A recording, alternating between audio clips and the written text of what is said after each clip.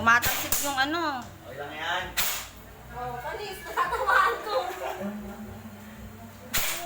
Dapat yung ano yung natutumbay para maganda eh. Ikaw ang baso doon, yung babasagin, basagin. Kari tayo. Eh, may laman, may laman. Meron. Lagyan mo doon. Tuwan-tuwa si Biik eh, oh. Mali yung hawak mo, 'di ba dapat nakapatong 'yan sa ano, sa balikat? Ano yan?